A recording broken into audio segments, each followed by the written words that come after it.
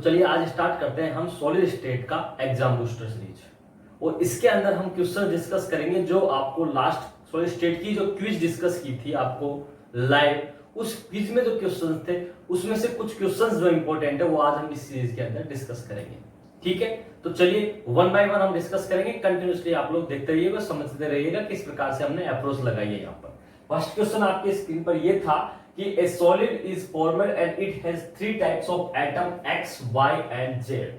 X form abscissa lattice with Y atom occupying all the tetrahedral void. किसको किया? Y ने tetrahedral void को. Then and Z atom occupying half the octahedral void. इसने किसको किया? Half of the octahedral void. The formula of this solid X, Y, Z जो solid बना है इन एटम्स को लेकर के, उसमें इस प्रकार से अरेंजमेंट है, तो उसका क्या सॉलिड का फॉर्मूला होगा वो हमको फाइंड आउट करना है। ठीक है, तो समझिएगा बहुत ही इजी क्वेश्चन था, केवल अप्रोच लगानी आनी चाहिए थी। और अप्रोच में क्या लगाना था कि सबसे पहले आपको पता करना था कि इसने कहा X फॉर्म ए एब्सिसी लेटिस। यहां पर ध्यान दीजिएगा, इंपॉर्टेंट चीज मैं आपके सामने बता दूं कि इसने कहा x, ये आपका y और ये आपका z। ठीक है, x को क्या कहा? इसने एब्सिसी लेटिस बना रहा है। कौन सा टाइप का? एब्सिसी लेटिस। ये लीजिए साहब। अब आपको पता है एब्सिसी लेटिस की जब मैं बात करता हूं क्यूब के अंदर, तो उसके अंदर आपको पता है कि n की वैल्यू कितनी होती है, जिसको मैं z से इंडिकेट करता हूं, वो आपकी वैल्यू या मैं z कहूं, जिसको मैं यहां n भी कह सकता हूं। ये कितना होता है आपका? 4। कितना होता है एब्सिसी लेटिस के लिए? n की वैल्यू 4 होती है। ठीक है, अब इसी को लिंक करूंगा और बोलूंगा, एक स्टेटमेंट सुनिएगा, हमेशा वही रहता है। क्या रहता है कि यदि मैं बात कर रहा हूं इसकी, तो अब इसने क्या कहा कि y एटिस क्या कर रहा है? Y atom occupying all the tetrahedral void, मतलब all tetrahedral void। चलिए, then बोल रहा है Z atom occupying half of the octahedral void, मतलब half octahedral void। ये इसका क्या है? रीअरेंजमेंट है जो इसने दिया है, जिस तरीके से आपसे पूछा है कि इसको काम में लेते हुए क्या फॉर्मूला सॉलिड का बनेगा। क्लियर है यहां तक? अब समझो मेरी बात ध्यान से। अब एक चीज मैं आपको बता दूं, बहुत ही इंपॉर्टेंट है, बहुत बार आपसे डायरेक्ट भी सवाल इसी से बन जाता है कि आपको एक चीज ध्यान रखनी है, यदि मैं एफसीसी लेटिस की बात करूं या एचसीपी लेटिस की बात करूं, एफसीसी या फिर एचसीपी, किसी भी लेटिस की बात करूं, इन दोनों में से एक कंसेप्ट चलता है। वो कंसेप्ट क्या कहता है कि जितना नंबर ऑफ एन होता है आपका, जितना नंबर ऑफ एन होता है, उतने ही नंबर ऑफ आपका क्या होता है? ऑक्टाहेड्रल होता है। जितने नंबर ऑफ एन होता है उतने ही नंबर ऑफ क्या होता है? ऑक्टाहेड्रल वॉइड होते हैं। और उसका दुगना, डबल क्या हो जाता है आपका? Tetrahedral void. तो टेट्राहेड्रल वॉइड क्या हो गया आपका? 2n होता है। ये आपका क्या होता है? कंसेप्ट होता है। किसके अंदर? एफसीसी लेटिस या एचसीपी लेटिस की बात करता हूं, तो उसमें ध्यान देने वाली क्या बात है कि जितना z का वैल्यू कहूं या n कहूं, जितना n होता है उतने नंबर ऑफ वॉइड्स कितने होते हैं? ऑक्टाहेड्रल वॉइड होते हैं। और उसका डबल कितना होता है? टेट्राहेड्रल वॉइड होता है। ये फिक्स होता है। क्लियर? अब इसको अप्लाई करूंगा मैं, और देखो आपको क्या कहा है कि n की वैल्यू कितनी है? 4। अब आपको बोला है कि all tetrahedral void, all tetrahedral का मतलब हो गया कि 2n, मतलब 2n, it means 2 into 4 is equal to 8। Clear है? फिर क्या कहा? n होता है। क्लियर बात है कि हाँ n होता है एफसीसी लेटिस के लिए, लेकिन बोला क्या है कि कितना ही ऑक्यूपाई कर रहा है? Only half. हाफ ऑक्यूपाई का मतलब हो गया n/2 means 4/2 is equal to 2। तो ये आपके सामने क्या आ गया? निकल के आ गया रेशो। अब इस फॉर्म को आप यदि डिजाइन करके लिखते हैं तो आप लिखेंगे x 4, y 8 और z 2, इसी फॉर्म में लिखेंगे। और इसको यदि सिंप्लीफाई करते हैं तो सिंप्लीफाई का मतलब हो गया 2 से डिवाइड करूं तो इसका सिंप्लीफाई रूप निकल के आएगा x 2, y 4 एंड z 1। ये आपका क्या आ गया, सिंप्लीफाई आ गया। अब आप ऑप्शन को जाकर चेक कीजिए, ऑप्शन नंबर ए आपका क्या है, यहां पर करेक्ट आंसर है। ऑप्शन नंबर ए यहां पर आपका क्या है, इसका करेक्ट आंसर था। समझ में आ रही है मेरी बात? आपको पता रहना चाहिए कि क्वेश्चंस में पूछा क्या है, क्वेश्चंस की लैंग्वेज से आप इजीली आप सोल्व कर सकते हैं। बस आपको पता करा था कि एफसीसी लेटिस दिया है, तो एफसीसी लेटिस के बेस पर ऑक्टाहेड्रल वॉइड और टेट्राहेड्रल वॉइड को किस प्रकार से आप एक्सप्रेस करते हैं, दैट्स इट। यहां तक क्लियर है आपको बात? तो किस प्रकार से हमने इसको सोल्व किया और बेसिकली हम इसको सिंप्लीफाई तक लेके जाते हैं, क्योंकि आपको इसकी सिंप्लीफाई फॉर्म आपसे पूछी है यहां पर। क्लियर है यहां तक मेरी बात? समझ में आ गई यहां तक मेरी बात? तो चलिए पहला क्वेश्चन हमने डिस्कस किया, बात करते हैं सेकंड क्वेश्चन की। तो चलिए डिस्कस करते हैं क्वेश्चन नंबर 2। बहुत ही शानदार सवाल था, लैंग्वेज में थोड़ा बहुत इसमें ट्विस्ट था। क्या था देखिएगा।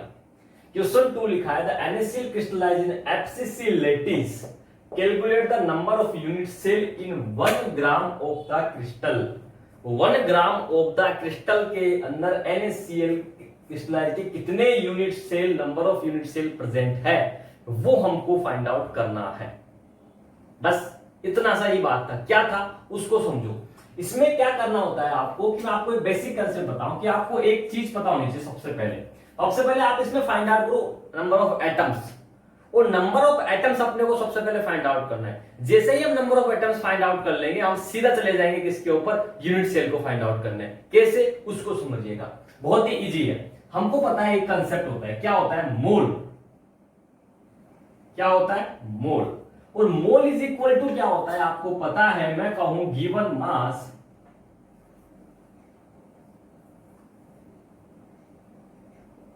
डिवाइडेड बाय मोलर मास।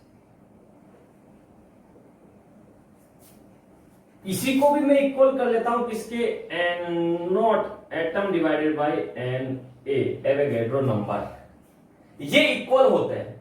इसको वॉल्यूम के टर्म में लेता था तो भी वॉल्यूम की फॉर्म में 22.4 डिवाइडेड होता था, वॉल्यूम डिवाइडेड बाय 22.4 22.4, तो वो भी क्या होता है आपका लिक्विड वाली फॉर्म में आता है। तो ये आपका क्या होता है, एक एक्सप्रेशन होता है। इस एक्सप्रेशन में आप देखोगे कि एन नोट यहां पर किसको बताएगा, यहां पर नंबर ऑफ एटम्स को बताएगा। क्या बताएगा, नंबर ऑफ एटम्स को बताएगा। क्लियर है? तो आपको क्या करना है, सबसे पहले आपको निकालना है number of atoms. Number of atoms के लिए आपको गिवन मास कितना है, 1 ग्राम। मोलर मास कितना है, NaCl का मोलर मास आपको पता है 58.5।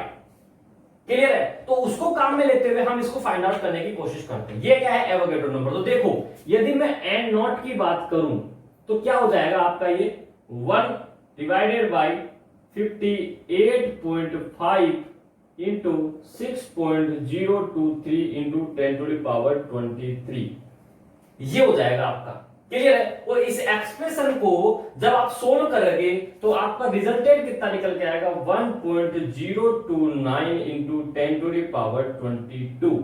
ये आपके क्या हो गया, एटम्स हो गए। 1 ग्राम के अंदर कितने नंबर ऑफ एटम्स है NaCl के, ये आपने यहां पर फाइंड आउट कर लिया आपके सामने।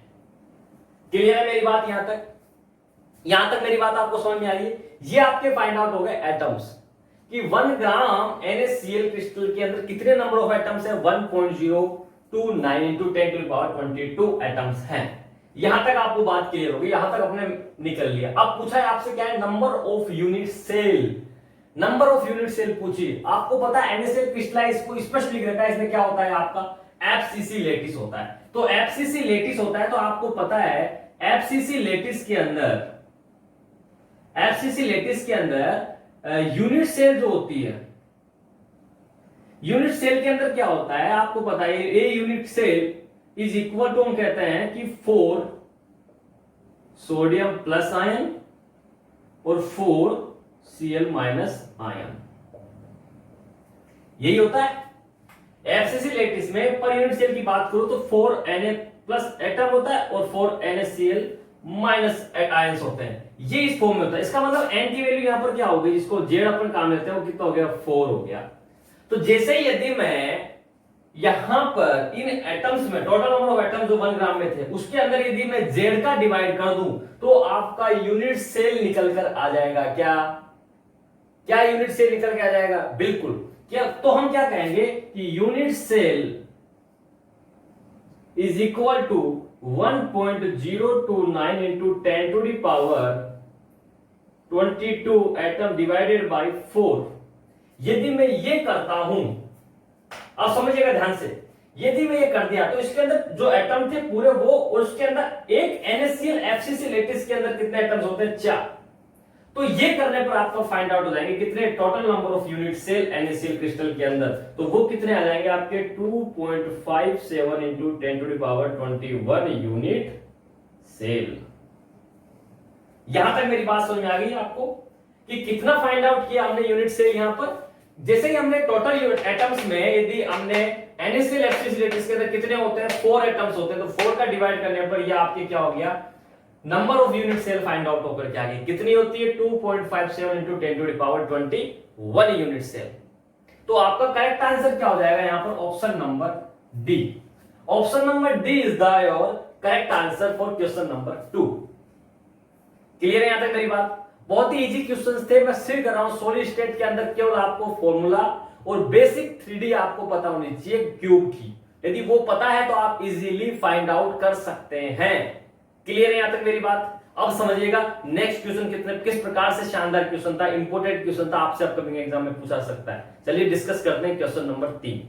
अब समझिएगा क्वेश्चन नंबर 3 की बात करते हैं। और क्वेश्चन नंबर 3 क्या है? बहुत ही शानदार सवाल समझना। ये क्वेश्चन भी आपको दिया गया था वहां पर। Argon crystallize in a structure in which the atoms are located in the position A 0 0 0 0 half half half 0 half and half half 0। The unit cell is SCC, BCC, FCC या हेक्सागोनल पैक्ड स्ट्रक्चर। तो आपको पता करनी थी कि इस यदि format में कोई पोजीशन पर यदि एटम्स प्रेजेंट हैं तो वो आपको कौन से यूनिट सेल सिस्टम को यहां पर रिप्रेजेंट करेगा, वो आपको फाइंड आउट करना था। क्लियर है यहां तक? बहुत ही इजी क्वेश्चन था, केवल आपको एक सिंपल पैटर्न को यूज करना है। क्या पैटर्न यूज करना है? आपको सबसे पहले ये पता होना चाहिए कि SCC, BCC, FCC, हेक्सागोनल वगैरह क्या होता है। तो आपको पता है कि SCC के अंदर हमको क्या पता होता है कि केवल जो आपका क्यूब होता है उसके कॉर्नर्स पर एटम्स होते हैं।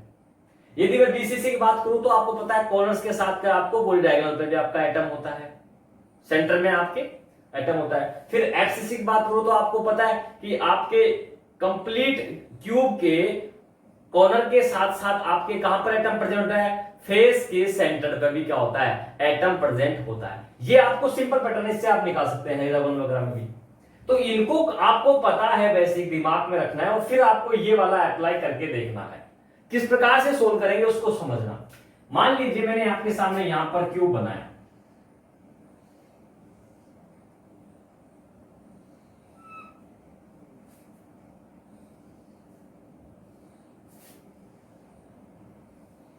समझिएगा ध्यान से।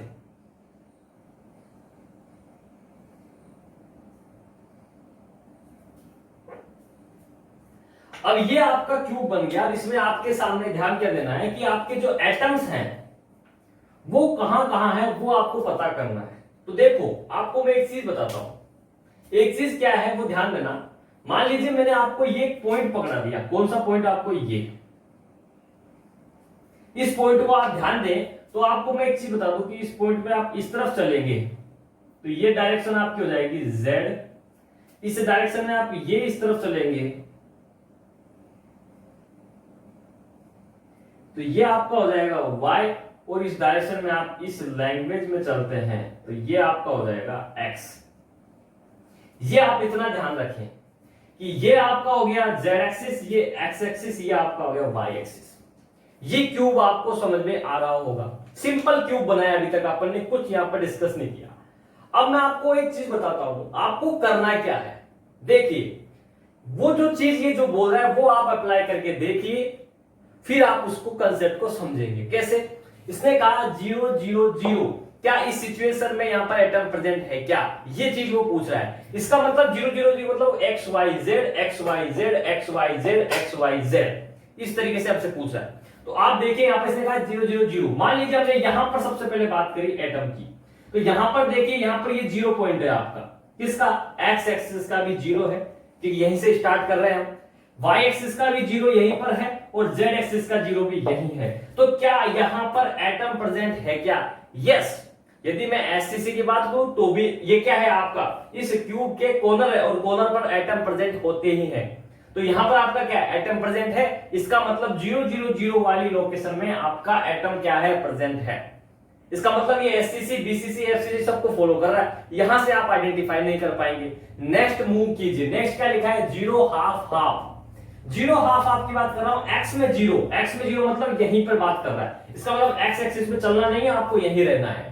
वाई एक्सिस पे बोला है हाफ, वाई एक्सिस पे हाफ करने का मतलब है कि वाई एक्सिस पे आप हाफ आएंगे तो आप यहां पर आकर के पहुंचेंगे, ये आपका हो गया हाफ, क्लियर है। और फिर बोल रहा है जेड एक्सिस में हाफ, जेड एक्सिस मतलब ऊपर की तरफ जा रहा है, ये आपका जेड एक्सिस है, तो इसमें यदि मैं हाफ ऊपर चलूं तो यहां पर बात करूंगा तो यहां का मतलब हो गया आपका यहां पर, क्लियर है। इसका मतलब देखो, आप इस एटम की मैं बात करता हूं तो आपने देखा होगा फलक के एक्स एक्सिस में एटम जीरो पर है, देन मैंने वाई पे चला हाफ, हाफ मतलब ये कंप्लीट है तो इसका हाफ हो गया, ये इस पोर्शन में आया यहां तक। फिर उसने बोला जेड एक्सिस में चलो हाफ, जेड एक्सिस में हाफ मतलब ऊपर की तरफ चलूंगा, तो हाफ तक का आ गया, मैं आधा चल के यहां तक आ गया। तो यहां पर कोई एटम प्रेजेंट है क्या, ये लोकेशन के हिसाब से एटम यहां पर होना चाहिए। अब यदि यहां पर एटम प्रेजेंट है तो आप देखिए एससीसी क्या कहता है, केवल कॉर्नर पर प्रेजेंट होता है, कॉर्नर पर प्रेजेंट होता है, इसका मतलब एससी तो हो गया रवाना, एससीसी तो गया गायब, क्लियर। अब बोला क्या बीसीसी, बीसीसी क्या कहता है केवल आपका कि आपके कॉर्नर के अलावा कहां होता है, आपके फेस के सेंटर, इसमें क्या बोलते हैं आपको, इसके लोकेशन के सेंटर में, तो यहां सेंटर पे होता है, यहां पर फेस पर नहीं होता एटम, बीसीसी के अंदर भी आपका एटम फेस के सेंटर पे नहीं होता, इसका मतलब बीसीसी भी गया। अब बचे ये दोनों, इन दोनों को चलते हैं। एफसीसी क्या कहता है कि आपके कंप्लीट फेस, फेस कौन सी है, ये आपकी एक फेस है, ये एक फेस है आपकी, आपकी ये एक फेस है, ये आपकी एक फेस है, ये सब आपकी क्या है, फेस है, ये आपकी एक क्या है, फेस। और फेस के सेंटर में एटम है क्या, यस, फेस के सेंटर में एटम की लोकेशन के हिसाब से फेस के सेंटर पे एटम प्रेजेंट है, किसके अंदर, एफसीसी में। फिर सेकंड देखिए क्या है, फिर बोल रहा है हाफ एक्स एक्सिस पे, वाई एक्सिस पे जीरो, देन जेड एक्सिस पे हाफ। चलिए देखते हैं यहाँ पर एक्स एक्सिस पे कितना चला रहा है आपको, हाफ, एक्स एक्सिस पे चलिए आप हाफ, यहां तक आएंगे आप हाफ चलने पर, यहां पर आ गए आप एक्स एक्सिस पर हाफ, ये एक्स एक्सिस पे चल गए आप, ये एक्स एक्सिस है, ये कंप्लीट एक्स एक्सिस है आपकी इस एटम के लिए, तो यहां पर यहां तक आ गए। चलिए अब बोल रहा है वाई एक्सिस पे जीरो, वाई एक्सिस पे जीरो मतलब आपको इधर चलना ही नहीं है, केवल यहीं पर रहना है आपको, ठीक है। नेक्स्ट क्या बोल रहा है, जेड एक्सिस में हाफ चलिए, जेड एक्सिस में हाफ चलिए मतलब आप हाफ चलिए मतलब ऊपर की तरफ चलेंगे, तो ऊपर की तरफ चलेंगे तो आपको एटम मिलेगा यहां पर, कहां पर मिलेगा एटम, यहां पर। तो आप ध्यान से देखिए इस क्यूब का जो ये हिस्सा तो आगे का है, वो हिस्सा पीछे का है, तो पीछे के हिस्से पर आपका जो फेज है ये वाला, कौन सा फेज की बात कर रहा हूं मैं, ये वाली जो फेज है आपकी पीछे वाली, ये वाली जो फेज है आपकी, इस फेज के सेंटर में आपका एटम प्रेजेंट है क्या, लोकेशन के हिसाब से, बिल्कुल, क्योंकि आपको पता है एफसीसी में प्रत्येक फेज के ऊपर आपका एटम प्रेजेंट होता है। कितनी फेज है, 6 फेज है, तो 6 की 6 फेज में प्रेजेंट हो, कैसे, एक आमने सामने, एक लेफ्ट एक राइट एक ऊपर और एक नीचे, 6 फेज होगी, 6 की 6 फेज के ऊपर सेंटर में आपका क्या होगा, एटम प्रेजेंट होगा। सेंटर में एटम प्रेजेंट होगा मतलब ये पीछे वाली फेज की बात कर रहा हूं, पीछे वाली फेज पर एटम होता है सेंटर में, इसका मतलब यस, सेकंड प्रॉपर्टी भी एफसीसी की फॉलो कर रहा है। फिर देखते हैं नेक्स्ट क्या बोल रहा है, फाइनल हाफ हाफ जीरो, इसका मतलब एक्स एक्सिस पे हाफ चलना है, वाई एक्सिस पर हाफ चलना है, जेड एक्सिस पे आपको नहीं चलना है, वहीं पर रहना है सेम लोकेशन पे। चल के देखते हैं, ये आपका क्या है, एटम यहां से स्टार्ट किया, एक्स एक्सिस पे कितना चला आपका, एक्स एक्सिस पे कितना चला आपका, हाफ, मतलब यहां तक आ गए आप। फिर बोल रहे हैं वाई एक्सिस पे भी हाफ, वाई एक्सिस मतलब इस तरफ आगे की तरफ चलेंगे आप, इस वाली ऑप्शन में, तो आप आगे चलेंगे तो यहां तक आ गए आप, यहां तक आ गए आप, बिल्कुल यहां तक आ गए साहब। फिर बोल रहा है जेड एक्सिस पे जीरो, इसका मतलब ऊपर नहीं चलना, इसका मतलब यहीं पे ही बात कर रहा है वो।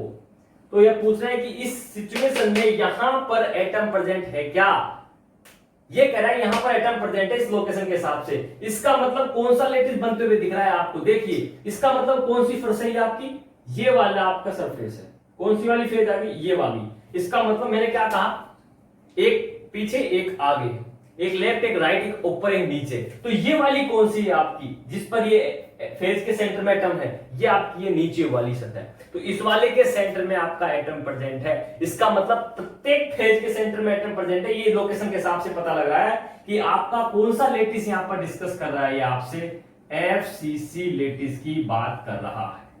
इसका मतलब आप कौन सा यूनिट सेल वाला सिस्टम यहां पर चेक करेंगे तो आपको पता लगा कि करेक्ट आंसर क्या हो जाएगा आपका option number C is the correct answer था। तो आपको ये जो अप्लाई करना है लोकेशन, ये आपको इस सिस्टम के अंदर पता करना आना चाहिए। यदि सिस्टम में आपको पता करना आता है तो आप इजीली फाइंड आउट कर लेंगे इस कंसेप्ट को।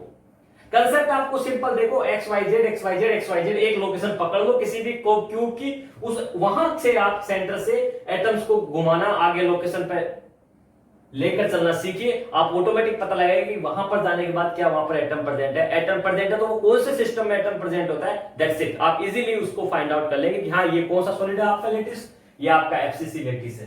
तो क्वेश्चन नंबर 3 जिस लेवल का था, आपको सिंपल ये क्यूब बना करके फाइंड आउट करना था, कोई बड़ी यहां पर प्रॉब्लम वाली बात नहीं थी।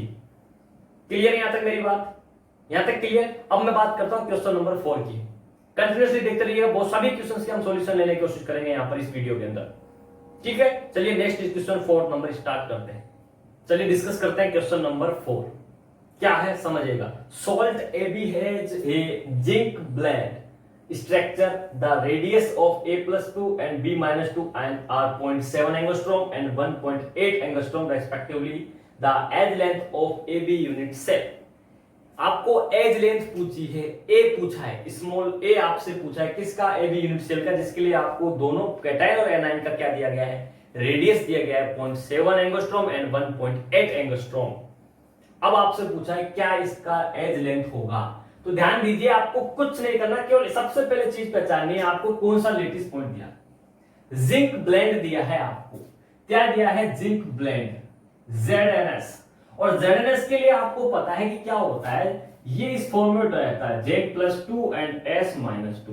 ये लेटिस आपका कौन सा होता है, FCC। तो ये वाली स्ट्रक्चर किसमें चली जाती है आपकी टेट्राहेड्रल वॉइड के अंदर। और इसके बीच में आपको पता है कितना होता है 4.4, ये आपका कोऑर्डिनेशन नंबर होता है इसका। क्लियर है, ये आपकी सिंपल इसकी ज्योमेट्री बताती है, स्ट्रक्चर आपको ये बताता है इसके बारे में डिटेल। अब यहां से काम की चीज क्या निकालनी है कि इसके लिए जो बेसिक फॉर्मूला होता है ना, एज लेंथ और रेडियस के बीच का जो रिलेशनशिप का फॉर्मूला होता है वो आपको पता करना था। तो यहां पर मैं आप लोगों को फॉर्मूला बताता हूं कि फॉर्मूला इन दोनों के लिए क्या होता है वो आपको पता होना चाहिए था। और वो होता है under root 3 divided by 4 into A is equal to R plus R minus। ये आपका क्या होता है, इसका फॉर्मूला होता है रेडियस और एज लेंथ के बीच का रिलेशनशिप का। किसके लिए, जिंक ब्लेंड ZNS के लिए क्या होता है। क्लियर है यहां तक मेरी बात। तो ये फॉर्मूला आपको अप्लाई करना था। R प्लस मतलब कैटायन की रेडियस, R माइनस एनायन की रेडियस, A मींस यहां पर आपकी एज लेंथ है। बिल्कुल सिंपल क्वेश्चन था, बस आपको सिंपली पता करना था। अब यहाँ पर A फाइंड आउट करना है आपको, तो चलिए A फाइंड आउट करते हैं। यहाँ पर A जैसे लिखेंगे आपका यहाँ क्या हो जाएगा 4 डिवाइडेड बाय √3 और आपको R प्लस की वैल्यू कितनी गई है 0.7 प्लस आपको R माइनस की वैल्यू कितनी गई है 1.8 इक्वल करोगे तो 2.5 into 4 is equal to 10 divided by √3 की वैल्यू आपको पता है 1.732 का इससे मल्टीप्लाई करोगे 1.732 तो ये आपका कितना आएगा, ये आपका आ जाएगा किसके इक्वल, ये आपके इक्वल आ जाएगा 5.77 एंगस्ट्रॉम। कितना आ जाएगा आपका 5.77 एंगस्ट्रॉम निकल के आ जाएगा। यही आपकी क्या है, एज लेंथ कहलाती है। तो आप देखिए ऑप्शन को क्रॉस चेक कीजिए, आप अपना आंसर फाइंड आउट करेंगे।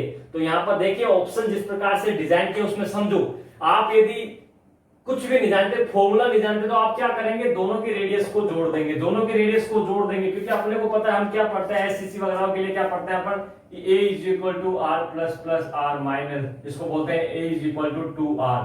इस प्रकार से हम लिखते हैं। तो आप यदि इस तरीके से कर देंगे तो आपका आंसर आ जाएगा 2.5, जो कि बेसिकली होता नहीं है। तो आपको क्या करना है, एग्जैक्ट फॉर्मूला ये लर्न करना है, उसके अकॉर्डिंग आपका निकल जाएगा 5.77। तो option number D Delhi, option number D is the correct answer. 5.7 angstrom near about है, तो आप इसको एग्जैक्ट आंसर मानेंगे। क्लियर है मेरी बात। तो आपको किस प्रकार से सोल्व करना था ये आपको पता होना चाहिए। बहुत ही सिंपल क्वेश्चन था ये आपके सामने, ठीक है। अब मैं बात करता हूं नेक्स्ट क्वेश्चन नंबर 5 की। चलिए डिस्कस करते हैं नेक्स्ट क्वेश्चन आपके सामने 5 नंबर। मोलिब्डेनम जिसका मॉलिक्यूलर वेट 96 है, form BCC lattice whose density 10.3 gram पर centimetre cube, calculate the edge length of the unit cube. आपसे क्या पूछी? As length. गेम यहाँ पर किस चीज का है वो समझो। यहाँ पर ट्विस्ट है यूनिट कन्वर्जन का। यहाँ पर सेंटीमीटर इनवर्स दिया है आपको, यहाँ पर पिकोमीटर, एंगस्ट्रॉम, नैनोमीटर में आंसर पूछा है। समझ रहे हो आप मेरी बात? तो यहाँ पर इस चीज का गेम है बाकी आप सिंपल फॉर्मूला लगाना। ध्यान दीजिएगा, डेंसिटी का फॉर्मूला बेस्ड क्वेश्चन आपको पूछा जा सकता है। सीएसआई में जब ये क्वेश्चन पूछेगा तो आपको क्या करेगा, वो डेंसिटी कैलकुलेट करवाएगा, ना कि डेंसिटी देकर एज लेंथ पूछेगा। कि एज लेंथ पूछने वाले कंसेप्ट में क्या गड़बड़ होती है वो मैं आपको बताऊं, लेकिन गेट में होगा तो वो आपसे एज लेंथ के बेस पे भी पूछेगा। और मुझे लगता है कि आने वाले समय में बहुत जल्दी आपसे इस बेस पर क्वेश्चन बनने वाला है सीएसआई के ऊपर। तो चलिए स्टार्ट करते हैं और इसको सोल्व करने की कोशिश करते हैं। आपको क्या दी गई है? डेंसिटी। और डेंसिटी का फॉर्मूला सॉलिड स्टेट में क्या होता है आप इसको देखिएगा, और आपको पता है कि डेंसिटी इज इक्वल टू क्या होता है आपका Z into M divided by A cube into N A. यही होता है A cube into N A. Density आपको गिवन है, जेड आपको पता है, बीसीसी बोला इसके लिए 2 हो गया, एम का वैल्यू 96 होता है, एन ए आपको पता है एवोगैड्रो नंबर होता है। क्लियर है? तो ए पूछा है आपसे, ए क्यूब दिया, आप रूट क्यूब लगा करके आप इसको फाइंड आउट करेंगे। कैसे समझिएगा, यहाँ पर देखिए आपको निकालना है ए क्यूब, तो फिर क्या करेंगे आप Z into M divided by density into N A. ठीक है, तो आप क्या करेंगे, z की वैल्यू कितनी होती है? 2 होती है, आपको पता है। मोलिकुलर वेट 96 है, डेंसिटी कितनी गई है? 10.3 into 10 6.023 into 10 to the power 23।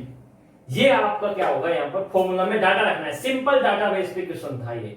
अब जैसे आपने लिखा, ये सेंटीमीटर में चल रहा है आपका, तो आपका ए क्यूब जो फाइंड आउट होकर के आता है आपका, वो कितना आता है आप देखिए यहाँ पर 961294, और यहाँ पर एक कैलकुलेट करोगे आप तो ये आपका आएगा अप्रोक्सीमेट 30.94 इंटू 10 की पावर -24 सेंटीमीटर क्यूब। इनवर्स था, ऊपर चलते प्लस में हो जाएगा, तो आपका क्या हो जाएगा सेंटीमीटर क्यूब। 30.94 इंटू 10 की पावर -24 सेंटीमीटर क्यूब। ये आपका क्या हो गया, ए क्यूब हुआ है। ये एज लेंथ नहीं, एज लेंथ का क्यूब हुआ है। आपसे एज लेंथ फाइंड आउट करवाइए आपको, तो आपको क्या करना है कि ए फाइंड आउट करने के लिए आप इसका क्या करेंगे, इसका आप करेंगे 30.94 into 10 to the power -24 centimetre cube का 1/3, तब इसका रिजल्ट आप निकालेंगे, वो आपका सेंटीमीटर में आएगा। कितना आएगा देखो, वो ए आएगा आपका, इसको आप सोल्व करेंगे ना तब कितना आएगा वो देखो, वो आएगा आपका 3.139 into 10 to the power -8 centimetre. ये आपका क्या आ गया, यहाँ पर एज लेंथ निकल के आ गया। ठीक है, ये आपकी एज लेंथ आती है, लेकिन किस में आई, सेंटीमीटर में। क्या आपके ऑप्शन सेंटीमीटर में है क्या? नहीं, या तो एंगस्ट्रॉम में है या आपका पिकोमीटर में है। यदि मैं इसको पूछूं कि आप एंगस्ट्रॉम में कितना बोलोगे, तो एंगस्ट्रॉम में हो जाएगा 3.139 एंगस्ट्रॉम। ये होगा आपका एंगस्ट्रॉम में हो जाएगा। कोई इश्यू यहां तक क्लियर है? क्योंकि आपको पता है 10 टू पावर -10 को एंगस्ट्रॉम बोलते हैं, पर सेंटीमीटर को मीटर में बदलो फिर इसका एंगस्ट्रॉम ले लो, कोई इश्यू वाली बात नहीं। लेकिन इसका पिकोमीटर में करना है तो क्या हो जाएगा, पिकोमीटर में करोगे तो आप इसका हो जाएगा आपका ये एंगस्ट्रॉम हो गया। यदि यहां से 2 पॉइंट पीछे ले लूं मैं इसको, इसका मतलब 313.9, 2 पॉइंट पीछे लूंगा, 10 टू पावर -10 मीटर था, तो 10 टू पावर -10 किसमें हो जाएगा, 10 टू पावर -12 में, जिसको मैं आपको क्या कहूंगा यहाँ पर पिकोमीटर। तो आपको क्या निकल के आ गया, एज लेंथ क्या निकल के आई 3.13.9 पिकोमीटर। तो आप देखिए इस दोनों फॉर्मेट में आपका आंसर किसमें मिल रहा है वो आपको पहचान कर लेनी है। यदि इस फॉर्मेट में देगा तो एंगस्ट्रॉम के लिए कितनी चाहिए थी, 3.139, यहां पर कितनी दी गई है 3.139। ठीक है, यहाँ पर 9 है ये, इसका मतलब आपको इस फॉर्मेट में नहीं है, तो आपका ऑप्शन सी भी कट गया। यहाँ पर पिकोमीटर में क्या होनी चाहिए 313.9, option number A is the यहाँ पर क्या होगा, करेक्ट आंसर होगा। तो ऑप्शन ए क्या है यहाँ पर आपका करेक्ट आंसर है। केवल यूनिट का गेम था, यहाँ पर यूनिट पकड़ में आनी चाहिए आपको कि सेंटीमीटर और आपको पिकोमीटर और एंगस्ट्रॉम में किस प्रकार से कोरिलेट करता है। सिंपल पैटर्न है, सीएसआईआर आजकल इस पर सवाल पूछने लगा है। आप देखेंगे आपको प्रीवियस में पॉलीमर वाले क्वेश्चंस हैं, तो वहां पर ये क्वेश्चंस पूछने लगा है आपको। रिकॉल एंड जब रिकॉल निकालता है आपको वहां पर आरएमएस वगैरह, तब आपसे वहां पर ये फाइंड आउट करवाता है। तो वहां पर क्या करता है, नैनोमीटर पिकोमीटर में देके पूछ लेगा, आपको सेंटीमीटर में डाटा दे देता है। तो वहां पर बच्चे क्या है, थोड़ा कंफ्यूज हो जाता है। तो यूनिट का गेम था, बाकी सिंपल क्वेश्चन था डेंसिटी बेस पर, जो आपको एग्जाम में पूछा जा सकता है। ठीक है, अब डिस्कस करते हैं नेक्स्ट क्वेश्चन नंबर 6। ध्यान से समझिएगा, एक एक क्वेश्चन को, बहुत इंपॉर्टेंट है आपके लिए। तो नेक्स्ट डिस्कस करते हैं क्वेश्चन नंबर 6। चलिए डिस्कस करते हैं क्वेश्चन नंबर 6।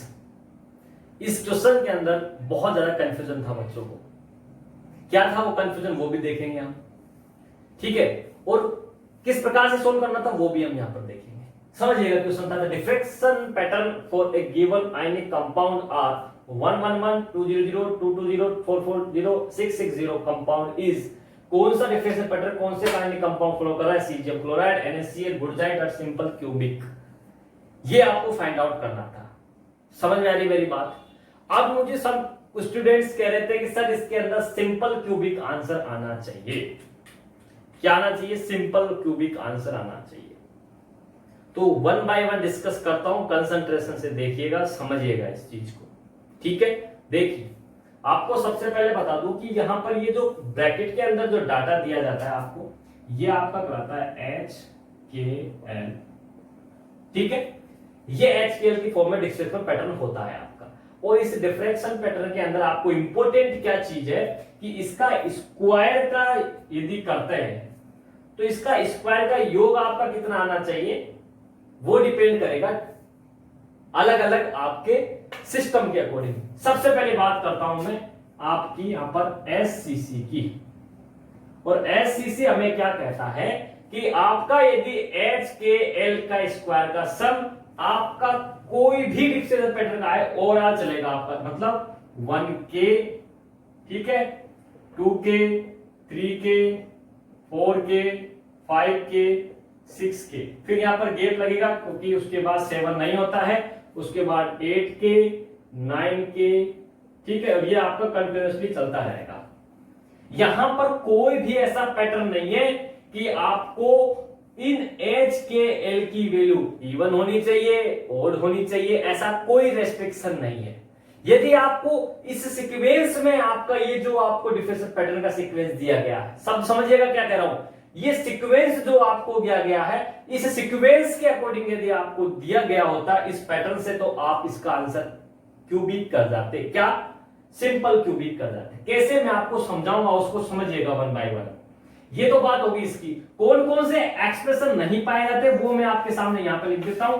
आपको पता है 7K नहीं होता है, 15K नहीं होता है, 23K नहीं होता, 28K नहीं होता। ये एक भी डिफरेंशियल पैटर्न नहीं होते, ये सब एब्सेंट होते हैं, यहां पर ये खाली हो जाता है। ठीक है, अब मैं बात करता हूं BCC। और BCC हमें क्या कहता है उसको समझिए। BCC कहता है कि भैया H का स्क्वायर, K का स्क्वायर प्लस L के स्क्वायर का योग आपका यदि इवन आ रहा है, इवन आ रहा है, तो आपका क्या होगा, अलाउ है। इवन है तो अलाउ है किसके लिए, BCC के लिए। यदि उसका योग ओड आ रहा है तो ये क्या हो जाएगा आपका, नॉट अलाउ। इसका मतलब मैं कहूं आपको 2K, 4K, 6K, 8K, 10K, ये सीक्वेंस आप में है तो आपका BCC फॉलो हो रहा है, अदरवाइज BCC फॉलो नहीं हो रहा। इसका मतलब क्या है, H का स्क्वायर प्लस K का स्क्वायर प्लस L के स्क्वायर का योग सम आपका इस सीक्वेंस में आना चाहिए, सीक्वेंस में आना चाहिए। सीक्वेंस बहुत इंपॉर्टेंट वर्ड है यहां पर, समझिएगा। ये हो गई बात आपकी BCC की। अब मैं बात करता हूं आपकी FCC की। एक चीज को समझते गइएगा, मैं बहुत क्लियर आपको इस चीज का मैं एक्सप्लेनेशन दे रहा हूं।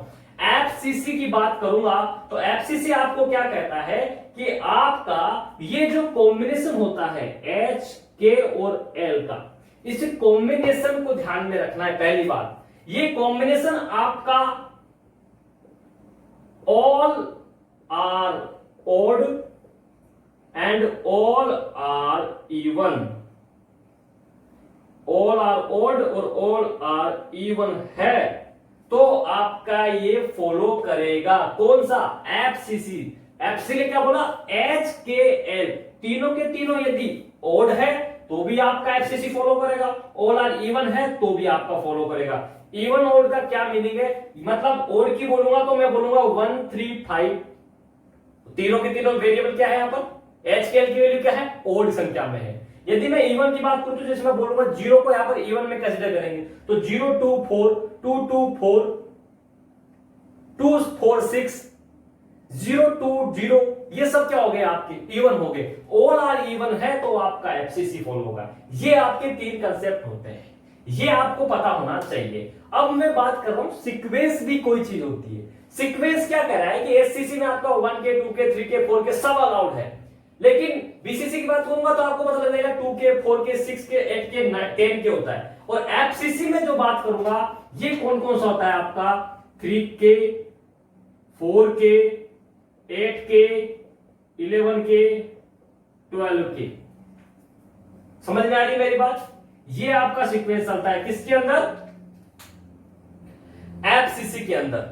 ये वाला सीक्वेंस है 3K 4K 8K 11K 12K, इस सीक्वेंस में होगा तो आपका किस में जाएगा, एफसीसी के अंदर। ये कौन सा सीक्वेंस है आपका, ये सीक्वेंस है आपका स्क्वायर का एडिशन, ये भी क्या है स्क्वायर का सम, ये भी क्या है आपका स्क्वायर का सम। अब मेरी बात आप बहुत ध्यान से समझिएगा। अब मैं आपके सामने ये कंसेप्ट ध्यान में रखो और यहां पर इस रिफ्लेक्शन पैटर्न को मैं सोल्व करता हूं, समझिएगा, आप ध्यान से समझिएगा। देखो यहां पर देखो क्या किया गया, 1 1 1 1 1 1 का एक पहली बात तो ये देखो 1 1 1 है, इसका मतलब सारे के सारे तीनों एच के एल क्या है यहां पर ओड है। सेकंड देखो 2 0 0, इसका मतलब all are even, 2 2 0 all are even, 4 4 0 all are even, 6 6 0 all are even. पहली बात, इसका मतलब एफसीसी की तरफ मूव कर रहे हैं। अब देखो सेकंड चीज, यदि मैं इसका सम करता हूं तो देखो आपको क्या मिलेगा, फर्स्ट का सम स्क्वायर का सम करता हूं तो 1 का स्क्वायर प्लस 1 का स्क्वायर प्लस 1 का स्क्वायर कितना आ गया आपका 3K। दूसरा क्या है 2 का स्क्वायर प्लस 0 का स्क्वायर प्लस 0 का स्क्वायर, आपका कितना आ गया 4K। नेक्स्ट क्या है 2 2 4, तो 2 का स्क्वायर प्लस 2 का स्क्वायर प्लस 0 कितना हो गया 8K। फिर क्या है 4 4 4, 4 का स्क्वायर प्लस 4 का स्क्वायर प्लस 0, तो आप देखिए इसका स्क्वायर करेंगे 16 एंड 16 32K। इसका मतलब आपका सीक्वेंस देखो 3 4 के बाद में 8 3 4 8 11 12, ये सीक्वेंस होगा तो आपका किस में जाएगा, ये एफसीसी के अंदर। देखिए वही सीक्वेंस आ रहा है 3 4 उसके बाद में 8 फिर 32 फिर आगे आएगा 72। क्लियर है मेरी बात, सबसे पहले क्या क्लियर कर रहा हूं उस चीज को समझो यहां पर मैं क्या कहने जा रहा हूं। ये पैटर्न इस वजह से था, इस वजह से मैंने यहां पर इसका आंसर बीसीसी लिखा था और करेक्ट आंसर क्या हो गया यहां पर, सॉरी मैंने आंसर लिखा था इसका एफसीसी, और एफसीसी यहां पर आपको गिवन है किस फॉर्मेट में, कंपाउंड की फॉर्मेट में। एनएससीएल किस लेटिस पॉइंट में प्रेजेंट होता है आपको पता होना चाहिए, किस लेटिस फॉर्मेट में होता है आपका, सीजियम क्लोराइड क्यूबिक में होता है आपको पता है, सोडियम क्लोराइड किस में होगा आपका यहां पर एफसीसी लैटिस में होगा, इसलिए यहां पर आंसर मैंने बताया था NaCl is the correct answer, क्योंकि ये चला गया आपका एफसीसी के अंदर। अब मेरी बात आपको क्लियर समझ में आ गई होगी कि कब आपको एससीसी लेना है, कब आपको एफसीसी। आप कहते हो नहीं सर ये सीक्वेंस ये वाले सभी इसके अंदर आ रहे हैं, अरे भाई आ रहे हैं, लेकिन सीक्वेंस में आपको जब एससीसी की बात करेगा, समझिएगा एक बात, मैं आपके सारे कंसीडर कर रहा हूं सवालों को और उन सवालों को समझिएगा। कुछ स्टूडेंट मुझे कहते हैं कि सर यदि इस सीक्वेंस को आप देखें तो ये सीक्वेंस इसके अंदर मिल रहा है, बिल्कुल मिल रहा है, लेकिन सीक्वेंस को ये जो सीक्वेंस होगा इस सीक्वेंस में जब आपको एससीसी की बात करेगा तो वहां पर आपको ठीक है 1 1 1 मिलेगा, आपको यहां पर 2 0 0 भी मिलेगा, लेकिन आपको एक सीक्वेंस वहां पर 1 2 0 भी देगा, वो आपको 1 2 3 भी देगा। इसका मतलब ओड इवन का मिक्सर वाला भी आपको साथ में देगा, तब आप एससीसी की तरफ मूव करेंगे। समझ में आ रही मेरी बात, इस प्रकार के सीक्वेंस में आपको क्या देगा, इस तरफ जाना पड़ेगा। तो समझ में आ रही है मेरी बात यहां पर कि इस पैटर्न के साथ में आपको मिक्सिंग भी देगा, इवन ऑल आर ओड सब मिलेगा, तब आपका एससीसी में जाएगा। लेकिन जब ऑल आर इवन का ही सीक्वेंस है और वो फिर आपका 3 4 8 11 12 वाला सीक्वेंस फॉलो कर रहा है, तो वो आपका एफसीसी के अंदर ही जाएगा, ऑलवेज एंड ऑलवेज एफसीसी में जाएगा। क्लियर है मेरी बात यहां तक? ये आपको पता होना चाहिए था, इस वजह से मैंने कहा था कि इसका मैं एक्सप्लेनेशन दूंगा आपको। डोंट वेरी, आपको पहचान करनी है कि आपको जब एससीसी देगा तो उसके लिए आपको क्या सीक्वेंस देगा। तो कब आपको एससीसी के हिसाब से कंसीडर करना है, कब आपको बीसीसी के हिसाब से कंसीडर करना है और कब आपको एफसीसी देखना है, ये आपको पता होना चाहिए था। क्लियर है? अब अकॉर्डिंग टू मी कोई डाउट नहीं होना चाहिए। जिन जिनको डाउट हो मुझे कमेंट सेक्शन में यस का कमेंट करके बताएं। फिर भी कोई कमेंट हो तो आप अपना वहां पर कमेंट सेक्शन में कोई भी डाउट हो रिगार्डिंग दिस क्वेश्चन आप वहां पर मुझे बता सकते हैं। लेकिन मेरी बात यहां तक आपको कंप्लीट समझ में आ गई होगी। जब एससीसी की बात करूंगा तो आपको ऐसे सीक्वेंस भी साथ में दिए जाएंगे जिसमें ओड और इवन दोनों का मिक्सिंग होगा, ओड इवन का मिक्सिंग होगा, वो आपको कंसीडर करना है एससीसी के अंदर। और जब एफसीसी की ही बात करूंगा तो उस सीक्वेंस में क्या होगा, केवल और केवल आपको या तो ओड या ओड इवन होगा और उनका जो कॉम्बिनेशन का जो सेट आएगा वो इस फॉर्मेट चलेगा 3 4 8 वाली फॉर्म में। यहां तक मेरी बात आपको समझ में आ गई होगी। क्लियर है यहां तक मेरी बात? अब मैं बात करता हूं नेक्स्ट क्वेश्चन की, इंपोर्टेंट क्वेश्चन और लास्ट क्वेश्चन, क्योंकि बाकी क्वेश्चन जो है वो इजी है, आप लोग कर सकते हो, थ्योरेटिकल बेस था। नेक्स्ट क्वेश्चन लास्ट क्वेश्चन हम इसका डिस्कस करते हैं, ठीक है? चलिए लास्ट क्वेश्चन डिस्कस करते हैं। बहुत इंपॉर्टेंट क्वेश्चन था, बच्चे समझ नहीं पाए, इसकी पूरा एक्सप्लेनेशन अपन देखते हैं क्या होता है। Calculate the ionic radius of fluoride using given inter electronic distance. जो यूजिंग अपने कौन सी यूज करनी है, जो आपको इलेक्ट्रॉनिक डिस्टेंस दी गई है और आपको साथ में given ionic radius of the iodide ion. Iodide ion की रेडियस गिवन है और आपको ये कुछ इलेक्ट्रॉनिक डिस्टेंस दी गई है। इनको यूज में लेते हुए आपको फ्लोराइड की आयनिक रेडियस को कैलकुलेट करना है। क्लियर है? ये आपको फाइंड आउट करना है। किस प्रकार से करना था, काम कीजिए, समझना बहुत ही इजी है, बहुत ही अच्छी तरीके से कोरिलेट करके समझने की कोशिश करते हैं। देखो आयनिक रेडियस दी गई आपको किसकी, मतलब RCl माइनस आपको गिवन है, कितना है 2.19 एंगस्ट्रॉम और ये आपको गिवन है इंटर इलेक्ट्रॉनिक डिस्टेंस। तो मैं आपको कहूं इंटर इलेक्ट्रॉनिक डिस्टेंस मतलब D RBI, तो ये किसके इक्वल हो जाएगी, RB plus RI minus. Clear है? और इसकी वैल्यू कितनी गिवन है आपको 3.67 एंगस्ट्रॉम। कितनी गिवन है 3.67 एंगस्ट्रॉम।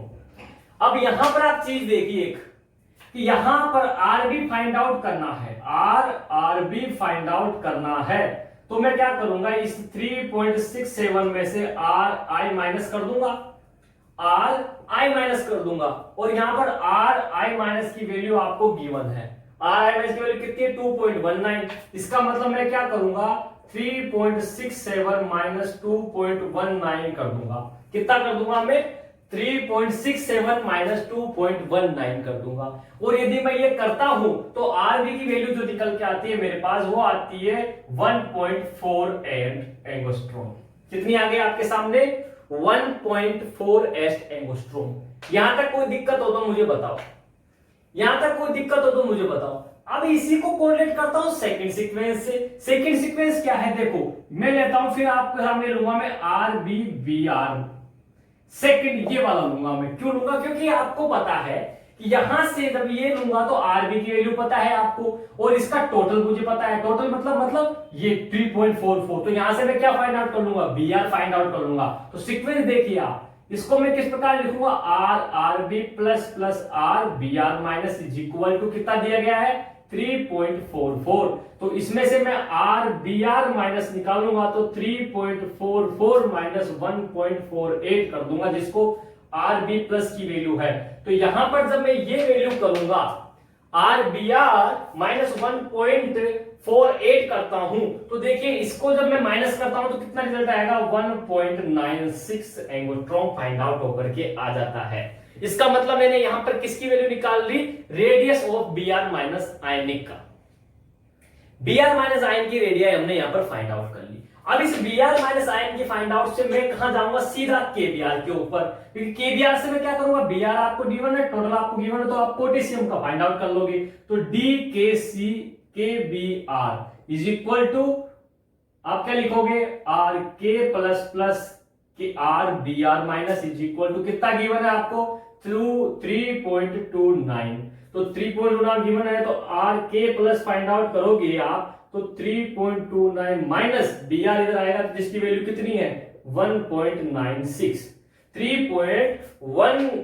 3.29 माइनस 1.96 करोगे तो आपका रिजल्ट आएगा 1.33 एंगस्ट्रॉम। ये किसकी वैल्यू आ गई आपकी, K प्लस की निकल गई। अब K प्लस की निकल गई तो यहां से मैं निकाल लूंगा Cl की, कैसे, KCl के थ्रू। KCl क्या हो गया, RK plus plus RCl minus is equal to कितना गिवन है KCl, ये रहा आपके सामने, कितना है 3.14। तो आप निकालेंगे K प्लस का तो गिवन निकल गया, आप निकालोगे यहाँ पे Cl माइनस का, कितना 3.14 माइनस RK प्लस कितना है 1.33 करेंगे तो आप 3.14 में से घटाएंगे तो आपका आ जाएगा 1.81 एंगस्ट्रॉम आपका क्या आ जाएगा, रेडियस ऑफ क्लोराइड आयन।